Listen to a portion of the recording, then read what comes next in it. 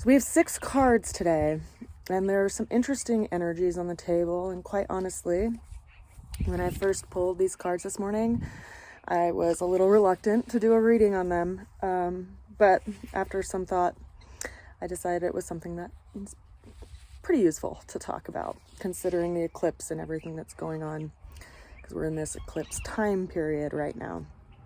So the opening card that we have for today is the 7 of Swords. It's followed by the challenge of the 7 of Wands reversed.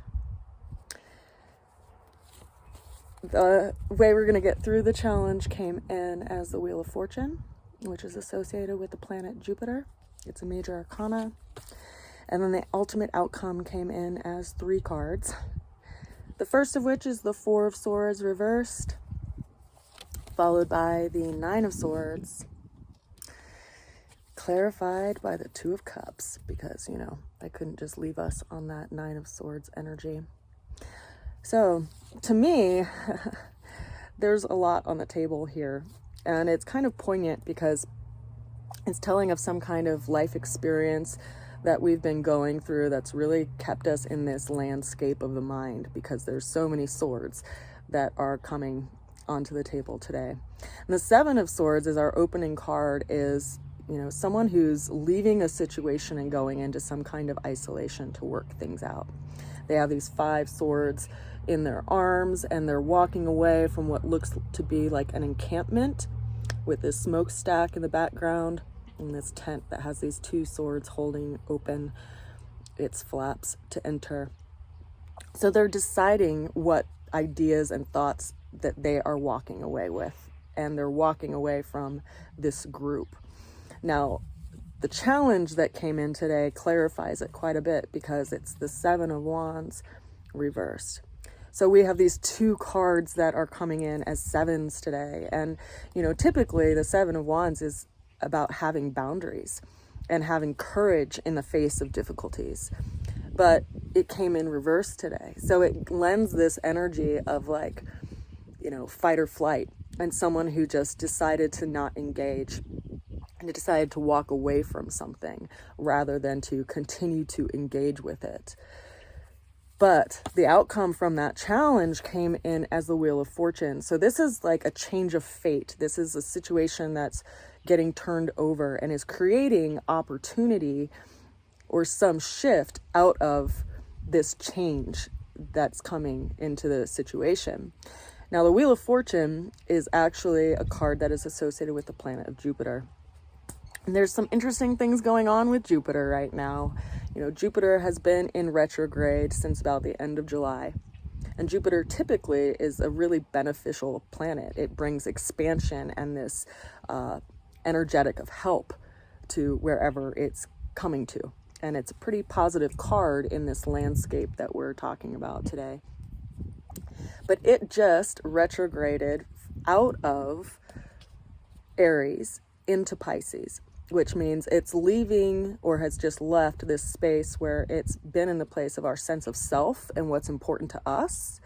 And it's bringing it to this place of turning it over and bringing some kind of new circulation to it. Because when we are in the time of Pisces, which is, in the northern hemisphere, it's in the time of, the end of February, the beginning of March.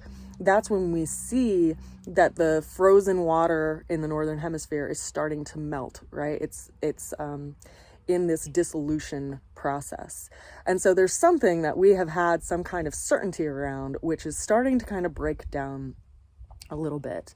And, that's really important and something to consider, because we are going through this eclipse time, which are typically, times of big endings and big beginnings, particularly for people who have planets in the sign of Scorpio, Taurus, Aquarius, or Leo, because those are all the fixed signs. And so we're in this really intense place of transformation, right? We just had this partial solar eclipse in Scorpio.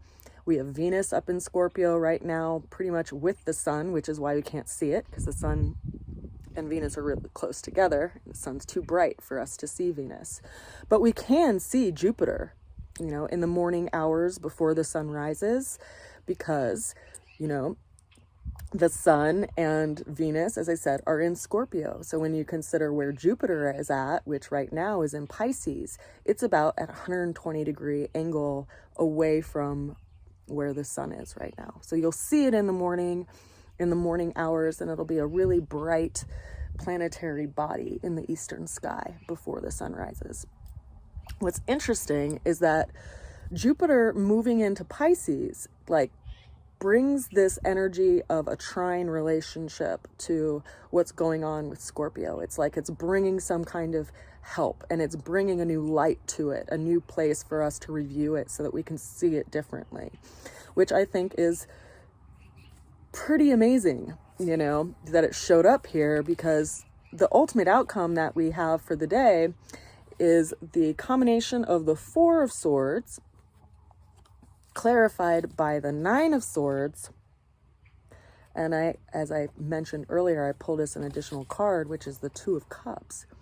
So in a lot of ways, it seems like this circumstance is calling us to, you know, go into a different zone of our experience. And rather than spend our time up in the mind, to actually take our attention down to this place of our emotional center and our emotional intelligence and where we exchange in life.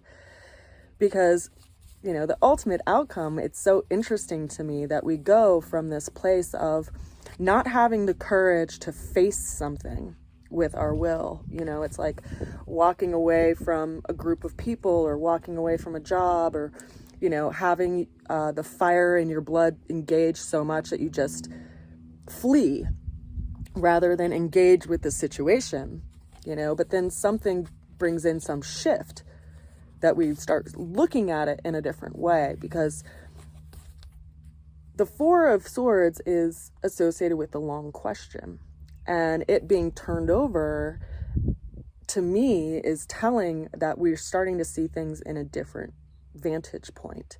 We're starting to see things in a different view. And there's a caution with the Four of Swords, because you see that this person, you know, is in this place of isolation, but with it being reversed, it's almost as if, you know, we're being called out of that realm of the mind. Having the Nine of Swords follow it is also pretty telling, because we have this option here within the Nine, right? It's a card of completion. And so we can either progress to the crystallization of the mind, where we have so much certainty that we just shut every bit of new information out, or we can go back down to the one, which is clarity, right? Because when we have 10 swords, it's really overwhelming. It's like having, you know, certainty in thoughts that's imprisoning and is ruining our ability to actually be in exchange. And so it comes down to, I guess, where you want to put your anchor, you know?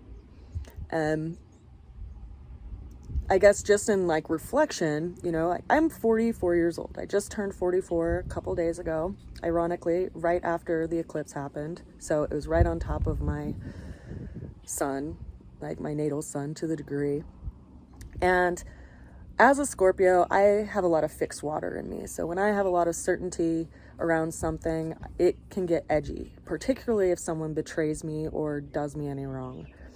And this is a pretty intense work to work with, right? Because how do you transform from this icy, cold place where you just run from things that you don't want to deal with because it's just too hard and it's too painful, right?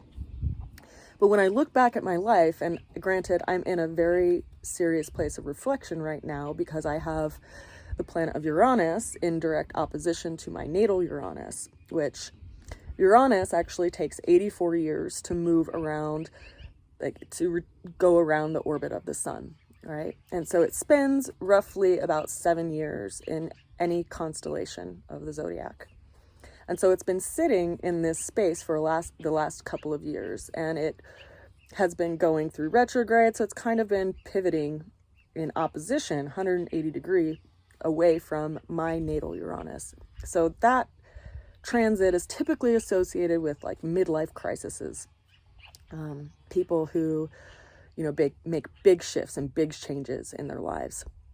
And for me, what I'm seeing is that some of the most transformative areas of my life that have happened have been through the place of forgiveness, particularly with family members, my mom, my sister.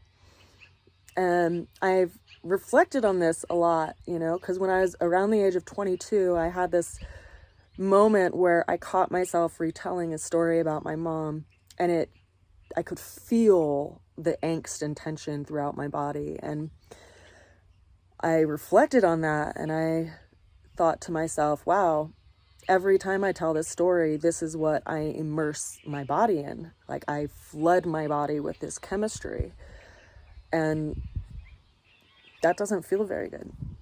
And it actually was the impetus that encouraged me to go through a process of reestablishing a relationship with my mom. And that let me have 4 years with her before she passed away at 56 years old. So I have a lot of gratitude that some part of me, that younger version of me, was able to catch that and work with it. Now, another part of the riddle, of course, is that my mom was a fraternal twin. And she and her twin had a horrible relationship and throughout the course of their lives. And my mom resented her so much that she refused to even speak to her on her deathbed. And it was her twin sister. And I reflected on that, and I thought it was so interesting that my sister and I had this riff, seemingly from like the time we were kids, and that I look a lot similar in coloration to my mom, and my sister looks a lot similar in coloration to my mom's sister. And I kind of caught on that I somehow, and my sister as well, we took on this baton of the work that my mom and her sister weren't able to complete. And that for me was a really big encouragement to make sure that I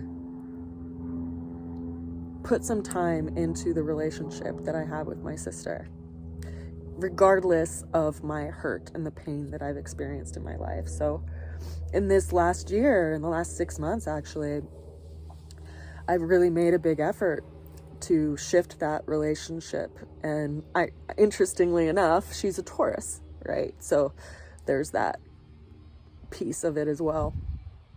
And I guess the reason why I'm bringing this up and, sharing some things from my own life is in reflection, so that I hope it can provide some kind of landscape background for you to navigate through if you feel something similar going on in your life, because time is fleeting,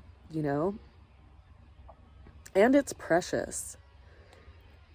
And there's just no freaking reason why we should spend our lives in a place where we are stuck in our mind and stuck in certainty that we need to isolate ourselves. And so I encourage you to question that part of yourself, if that's at the forefront. If you feel so certain that that's where you need to be. Because I think our work right now is to come down out of the head and circulate back into the heart, so that we can actually really be in exchange with people while we're here. I send you all a lot of love, and I hope you are doing well, and that you have a safe and fun weekend. I may indeed be inspired to come back and do another reading this weekend. I may indeed have different hair. We'll see. I send you all a good wish, and I'll see you again soon. Bye for now.